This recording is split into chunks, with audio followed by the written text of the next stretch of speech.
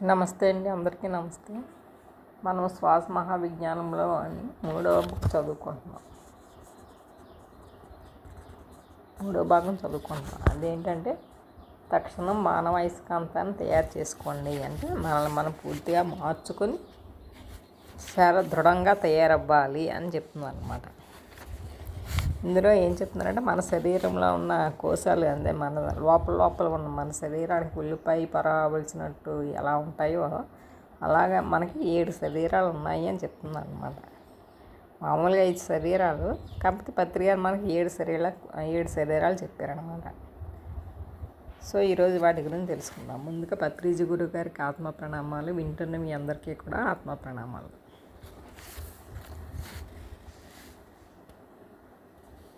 ఈ రోజు నుంచి మనం ఏం చేసుకుందాం, ఒక్కొక్క దాని గురించి తెలుసుకుందాం. ఫస్ట్ మన ఫిజికల్ బాడీ, దాన్నే మనం అన్నమయ కోశం అంటాం, అలాగే అన్నమయ శరీరం అంటాం. సో ఏదైనా సరే 5: అన్నమయ కోశము, ప్రాణమయ కోశము, మనోమయ కోశము, విజ్ఞానమయ కోశము, ఆనందమయ కోశము. అది కాకుండా మనకి నిర్వాణమయ కోశము, విశ్వమయ కోశము కూడా చెప్పారన్నమాట మనకి. సో ఇప్పుడు అందరూ చెప్పుకునేవి ఈ 5 కోశాల గురించే ఇందులో చెప్పబడి ఉందన్నమాట. ఇక్కడ ఏం చెప్తున్నారంటే పృథ్వీ యొక్క రసాన్ని అన్నము అంటారు. అంటే భూమి మీద ఉండేటటువంటి అంటే భూమి మీద మనం తీసుకోవాల్సింది ఆహారాన్ని రసం అంటాం అన్నమాట. ఆ రసం ఏంటి? అన్నమే అంటాం. మనం అన్నం అంటారు, నార్త్ ఇండియన్స్ రోటీ అంటారు. సో ఏదైనా సరే మనం తీసుకోవాల్సింది అన్నం. ఈ భూమి నుంచి మనకి చాలా వస్తాయి. భూమి నుంచి నీళ్ళు వస్తాయి, ఫ్రూట్స్ వస్తాయి, కాయగూరలు వస్తాయి, గడ్డి వస్తుంది. సో మొత్తానికి అన్నీ భూమి నుంచే వస్తాయి కదా. ఇవన్నీ మనకి భూమి నుంచే వస్తాయి. ఈ భూమి నుంచి వచ్చిన వాటిని ఇంకా దాని నుంచి మనం రైస్ తయారు చేసుకుంటాం, అంతే కదా. మనం ఏంటి వరేసామనుకోండి, రైసే కదా వస్తుంది. అలాగే దాంతో మన శరీరాన్ని మనం చూసుకుంటున్నాం అన్నమాట. దాన్ని అన్నమయ కోసం అంటారనమాట. ఎందుకంటే మనం అన్నం పెడతాం కాబట్టి మన శరీరానికి, మన ఫిజికల్ బాడీని అన్నమయ కోసం అంటామన్నమాట. ఇక్కడ ఏం చేయాలంటే మన ఒక విషయాన్ని తెలుసుకోవాలి. కాకపోతే మన బాడీ ఎప్పుడూ కూడా రక్తమాంసాలతో ఉంటుంది అన్నమాట. రక్తమాంసాలతో ఉంటుంది. శరీరం అసలు అన్నమయ కోసం కాదు కదా. ఇది అన్నమయ కోసం అధీనంలో ఉంది. నిజంగా చెప్పాలంటే అదేం అన్నమయ కోసం కాదు. ఎంతసేపు దాని బ్లడ్ ఉంటాయి, ఎముకలు ఉంటాయి, రక్తం ఉంటాయి. సో అదేమో అన్నమయ కోసం కాదనమాట. కాకపోతే మనం ఎప్పుడైతే అన్నం తిన్నామో అప్పుడు దానికి పట్టి అప్పుడు అది అన్నమయ కోసం అవుతుంది అన్నమాట. అలాగే దాన్ని సూక్ష్మ శరీరం కూడా అంటారు. ఎందుకంటే ఒక దాంట్లో ఒకటి అలా ఉంటాయి. ఈ అన్నమయ శరీరంలోనే సూక్ష్మ శరీరం కూడా ఉంటుంది అన్నమాట. మనం చెప్పుకున్న డాక్టర్లు ఏం చేస్తారు, ఎంబీబీఎస్లు, ఎంఎస్లు, ఎండీలు అవన్నీ చేసేస్తారు. కానీ వాళ్ళందరూ ఏంటి, మన ఫిజికల్ బాడీకే ట్రీట్మెంట్ చేస్తారనమాట. మనకి అనారోగ్యం వచ్చిందనుకోండి, ఓన్లీ మన ఫిజికల్ బాడీకే ట్రీట్మెంట్ జరుగుతుంది. కాకపోతే లోపల ఉన్న ఎథరిక్ బాడీకి, ఆస్ట్రల్ బాడీకి వాళ్ళకి ఏమి ట్రీట్మెంట్ అన్నది జరగదనమాట. ఓన్లీ ఫిజికల్ బాడీకే జరుగుతుంది. అందుకనే సూక్ష్మ శరీరం మీద వాళ్ళకి ఏం అసలు ఐడియా ఏముండదు. అసలు లోపల బాడీ ఉన్నది అని కూడా తెలియదు.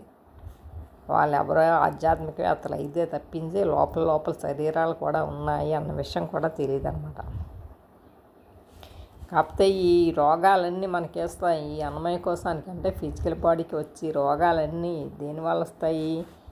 అన్నమయ కోసం సరిగా లేకపోవడం వల్లే ఆ వికారాల వల్ల వస్తాయి. ఎందుకంటే మనం అన్నమయ కోసానికి అన్నం పెట్టాలి. కాకపోతే మనం అన్నం పెట్టాలి, రకరకాలు పెడుతుంటాం. టైమింగ్స్ ఈ టైం ప్రకారం తినాలి, ఆ టైం ప్రకారం తినాలి. ప్రకృతి ఎప్పుడూ కూడా మనకు చెప్తూనే ఉంది. కాకపోతే అవన్నీ మనం చెయ్యమన్నమాట. ఆ చెయ్యకపోవడం వల్ల అన్నమయ కోసం దెబ్బతింటుంది అన్నమాట.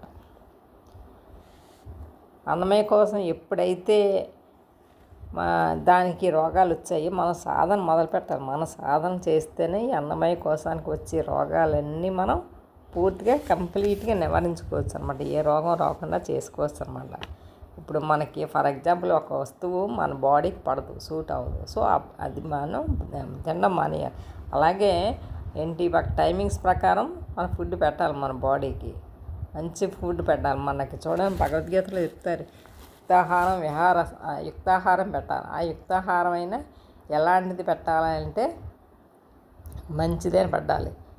ఆయుష్ పెరగాలి, సత్వగుణం పెరగాలి, రజోగుణం పెరగాలి. సో ఆయుష్ సత్వ బలారోగ్య సుఖ ప్రీతి వివర్ధన రస్య స్నిగ్ధ స్థిర ఆహార సాత్విక ప్రియ. అలాంటి ఆహారమే పెట్టాలి కానీ రకరకాల ఆహారాలు ఏం పెట్టే అవసరం లేదు మన ఫిజికల్ బాడీకి అని చెప్తుంది అనమాట. మనం తినే ఆహారంలో మన బాడీకి ఏం వచ్చినా కూడా మనం తినే అన్నంతోనే పెరుగుతుంది మన బాడీ. మామూలుగా పిల్లగాడే కింద అన్నాడు, వాళ్ళ ఫుడ్ అది సరిగ్గా తీసుకోవడం వల్ల కదా వాళ్ళ గ్రోత్ బాగుంటుంది, పిల్లల్లోని గ్రోత్. అలాగే మనం తినే ఆహారాన్ని బట్టే మన ఎదుగుదల కూడా ఉంటుంది అన్నమాట. అందుకని అన్నాన్ని కరెక్ట్గా తీసుకోవాలి. ఇప్పుడు ఏది చేయాలో చేయాలన్నమాట. అలాగే ఈ జీవుడికి ఎలా పంచకోశాలు ఉన్నాయో అన్నమయ కోశానికి కూడా మరో 3 కోశాలు ఉన్నాయన్నమాట. ఈ కోశాలంటే పొరలు అనుకోండి. మన జీవికి ఎలాగైతే మన బాడీకి అన్నమయ కోశం, ప్రాణమయ కోశం, మనోమయ కోశం అలాగే ఎలాగున్నాయో పంచకోశాలు ఉన్నాయో ఒక్క ఫిజికల్ బాడీకే కూడా 3 కోశాలు ఉన్నాయంట. అవి ఏంటంటే స్థూల శరీరం, సూక్ష్మ శరీరం, కారణ శరీరం 3 అంటాం కదా. 3 శరీరాలను ఫిజికల్ బాడీ, ఆస్ట్రల్ బాడీ, కారణ శరీరం అంటే మెంటల్ బాడీ అని చెప్తాం కదా. సో అలాగే 3 శరీరాలు కూడా ఉన్నాయి.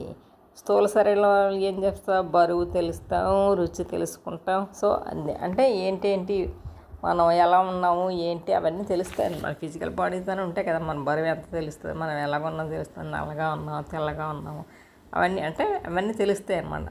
సూక్ష్మ శరీరంలో ఏం తెలుస్తాయి అంటే గుణాలు, ప్రభావాలు ఉంటాయి అన్నమాట. స్థూల శరీరంలో మన అందం తెలుస్తుంది. అందంగా ఉన్నావా, తెల్లగా ఉన్నావా, నల్లగా ఉన్నావా, సో మన ఆకారాలన్నీ తెలుస్తాయి. అదే సూక్ష్మ శరీరంలో ఏం చేస్తే మన గుణాలు ఉంటాయి, గుణాల ప్రభావాలు ఉంటాయి. కారణ శరీరంలో ఏముంటాయంటే మనకు వచ్చిన సంస్కారాలు, ఆ సంస్కారాలు అన్నీ కారణ శరీరంలో ఉంటాయన్నమాట. చూడండి, మనకి గుణాలు ఎప్పుడో మనకి పూర్వీకుల నుంచి వచ్చినాయి. కొన్ని పోలికలు గుణాలు అవన్నీ వాళ్ళ అమ్మలా ఉన్నారు, వాళ్ళ నాన్న పోలికి వచ్చింది, వాళ్ళ తాత పోలికి వచ్చిందని చెప్తారు కదా. సో అలాంటివన్నీ కూడా ఆ గుణాలన్నీ కూడా సూక్ష్మ శరీరంలో ఉంటాయన్నమాట. ఇంకా కారణ శరీరం భయపడుతూ వస్తుంటాయి. కొన్ని మంచి లక్షణాలు వస్తాయి, కొన్ని చెడ్డ లక్షణాలు వస్తాయి. సో అవన్నీ సంస్కారాలు అంటారనమాట.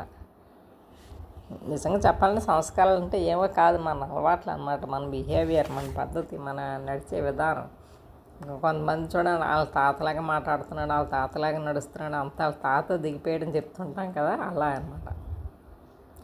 అవన్నీ కూడా మన అలవాట్ల కింద మారుతాయి. మన సంస్కారాలు అన్నీ కూడా మన అలవాట్లే. మన మాంసం తింటే ఆ మాంసం తిన్నప్పుడు రుచిగా ఉన్నప్పటికీ కూడా అది సూక్ష్మంగా చెప్పాలంటే మన సంస్కారాలు అన్నింటినీ కూడా దెబ్బతీస్తాయి.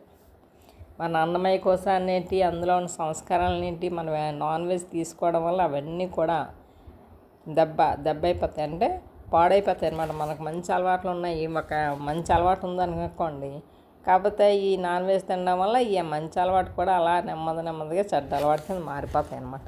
అందుకే చిన్నప్పుడు ప్రతి పిల్లాడు కూడా చిన్నప్పుడు బ్రహ్మజ్ఞానిగానే పుడతాడు. మనమే వాళ్ళందరినీ కూడా పాడు చేస్తుంటాం అన్నమాట. అందుకే పిల్లలు దేవుడితో సమానం ఉంటారు కదా, చిన్నపిల్లలు దేవుడితో సమానం. కాకపోతే మనమే ఆ దైవ లక్షణాలు ఉన్న మనిషికి నెమ్మదిగా నాన్ వెజ్ అలవాటు చేసి వాళ్ళ ప్రవర్తన కూడా, ఇప్పుడు ఫర్ ఎగ్జాంపుల్ ఒక 4-5 ఏళ్ళ పిల్లల్ని నర్సరీలో వేస్తాను అనుకోండి. నర్సరీలోకి వెళ్ళి వాడికి బాగా గుడ్డు పెడుతుంటారు, గుడ్డు పెట్టిన పాలు గుడ్డు వేస్తుంటారు. కొంచెం పెద్ద అయ్యేటప్పటికి స్నాక్స్ అయి పెడితే స్నాక్స్ నువ్వే తిని పక్క వాళ్ళకి ఇవ్వక అని చెప్తుంటారు. సో వాళ్ళకి ఏం కావాలో అన్నీ కూడా మనమే చెప్తుంటాం అన్నమాట.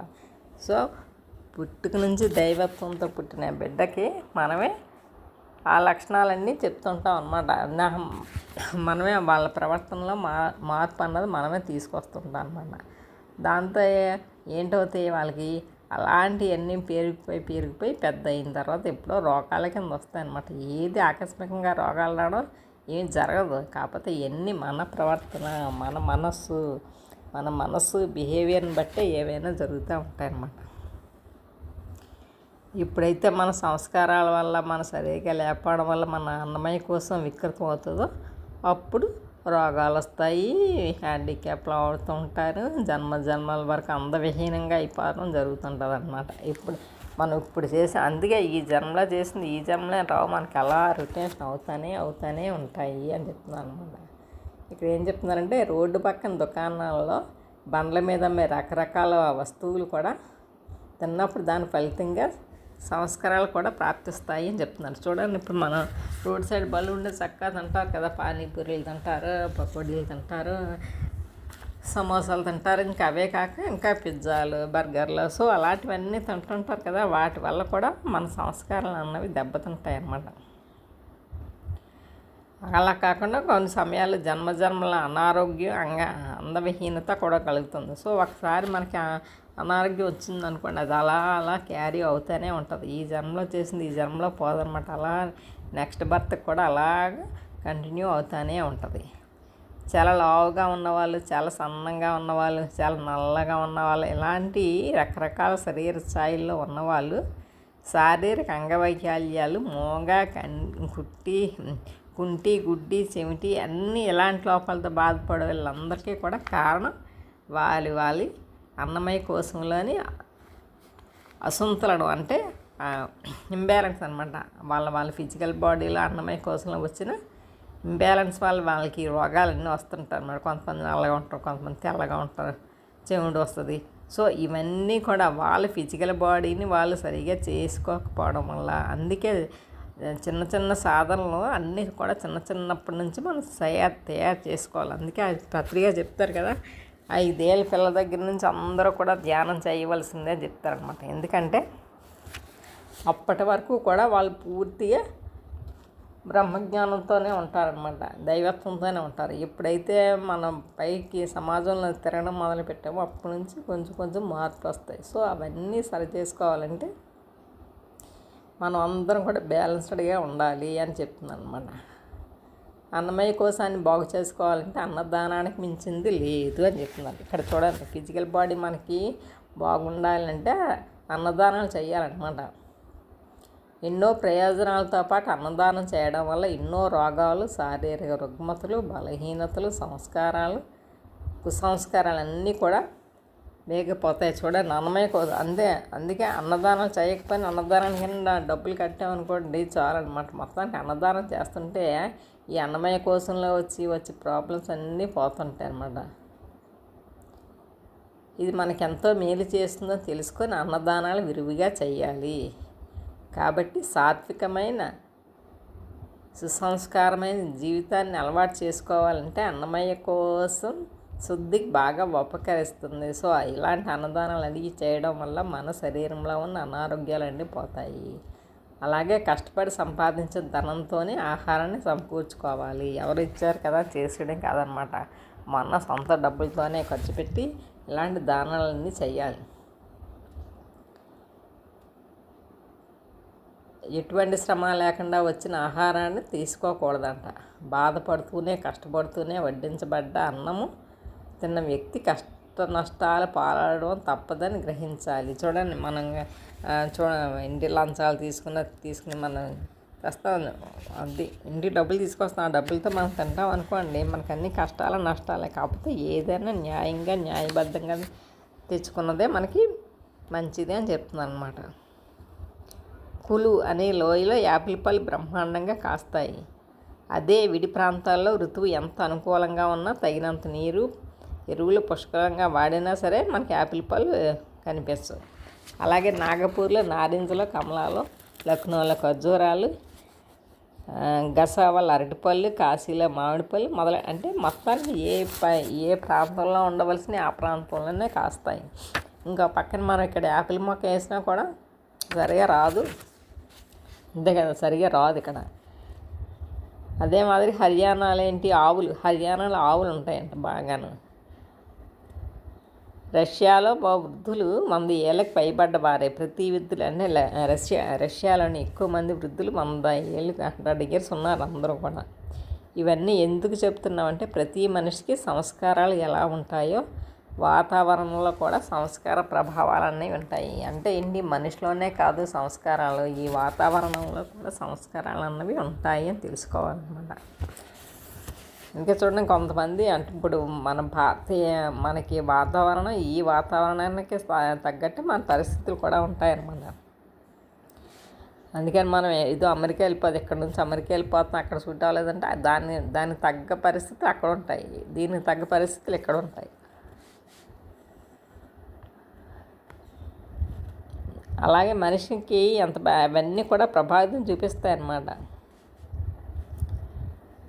భూమి మీద అనేక మంది మనుషులు నివసిస్తున్నారు. ఈ వాతావరణం బట్టి ఆకృతుల్లో తేడా వస్తాయి. చూడండి, నార్త్ ఇండియన్స్ అందరూ వైట్గా ఉంటారు, అలాగే ఫారినర్స్ ఇంకా వైట్గా ఉంటారు, మన వాళ్ళు నలుపు తెలుపు ఉంటారు, కేరళ వాళ్ళకి జుట్టు ఎక్కువ ఉంటుంది. సో మనలోనే ప్రతి దాంట్లో కూడా ఈ ప్రకృతిలో మార్పులు అనేవి చాలా ఉంటాయన్నమాట. ఇలా శారీరకంగానే కాక స్వభావాల్లో కూడా తేడా ఉంటాయన్నమాట. పశువులు, పక్షులు, ఖనిజాలు, ఔషధాలు చివరికి అన్నీ కూడా వాతావరణ ప్రభావంతోనే ఉంటాయి. వాతావరణం ప్రభావానికి మట్టుకు ఏమీ తప్పించుకోలేవు. ఇప్పుడు గోదావరి జిల్లా వాళ్ళు ఒకలా ఉంటారు, మన ఆంధ్ర వైపు విశాఖపట్నం వాళ్ళు ఒకలా ఉంటారు. సో ఏదైనా సరే ఆ క్లైమేట్ బట్టి వాళ్ళు ఉంటారు, ఈ క్లైమేట్ బట్టి వీళ్ళు ఉంటారు అన్నమాట. మొత్తానికి వాతావరణం అన్నది అందరి మీద ప్రభావితం చూపిస్తుంది అన్నమాట. అలాగే స్వచ్ఛమైన మనసుతో తయారు చేయబడ్డది ఏదైనా సరే శాంతచిత్తంతో వడ్డించబడ్డది, నియమిత సమయంలో తీసుకోబడేది, తగు మాత్రంగా స్వీకరించే ఆహారం సాత్వికమైనది అయితే అన్నమయ కోశానికి ఎంతో శుద్ధి కలుగుతుంది. ఏదైనా సరే యుక్తాహార విహారస్య యుక్త చేష్టాసు కర్మసు యుక్త స్వప్నావబోధస్య యోగోభవతి దుఃఖ అంటారు కదా. అలాగే ఏదైనా సఫిషియెంట్గా ఉండాలి, అంత కరెక్ట్గా ఉండాలి. అలాగే వండేటప్పుడు చాలా నీట్గా వండుకోవాలి. ఇంటి కోపం పడుతూ చిరాకు పడుతూ వంటలు చేస్తే ఆ వంట అలాగే తగలాడుతుంది అనమాట. ఆ తినే వాళ్ళకి కూడా వాళ్ళకి మంచి జరగదన్నమాట. మంచి జరగదంటే వాళ్ళకి తిన్నట్టు ఉండదు, దాని ప్రభావం వాళ్ళ బాడీ మీద కూడా పడుతుంటుంది అన్నమాట. అందుకని ఏదైనా సరే మనం చేయాలంటే చాలా ఆకర్షణీయంగా సుందరంగా అలా చేస్తే దీర్ఘకాలం ఉండాలి. అంటే అన్నమయ్య కోసం బాగుండాలంటే అంతా కూడా శాంతంగా ప్రశాంతంగా చేయాలి. వంట ప్రశాంతంగా చేస్తే తిన్న వాళ్ళకు కూడా అది వంటి పడుతుంది అంటారు. ఏదైనా పానీయమో పదార్థమో ఏదైనా తీసుకునే పానీయం అంటే ఏదో కూల్ డ్రింక్ అనుకోండి, తీసుకునే పోయే ముందు అశ్విని ముద్ర వేయాలంట. దానివల్ల ఆయా తినబోతున్న పదార్థాలను అంటుకుంటున్న కుసంస్కారాలన్నీ భస్మీపట్నం అయిపోగలవు. అశ్విని ముద్ర అంటే ఏదైనా పశువు మల విసర్జన చేసే సమయంలో దాని ద్వారా ఎలాగైతే ముడుచుకుంటూ విడిచిపెడుతుందో అలాగే మనం ఏదైనా ఒక పదార్థాన్ని తినబోయే ముందు 10-12 ఇవన్నీ చేసినా చేయకపోయినా శుభ్రంగా అన్నం తినేటప్పుడు మనం ఒక ముద్ద మన నుదుటి కాడించుకొని తింటే చాలా మంచిది అనమాట. ఇందులో రకరకాలు చెప్తారు, ఇవన్నీ మనం చేయలేం, కాకపోతే ఇవన్నీ మనం తెలుసుకోవాలి అంతే.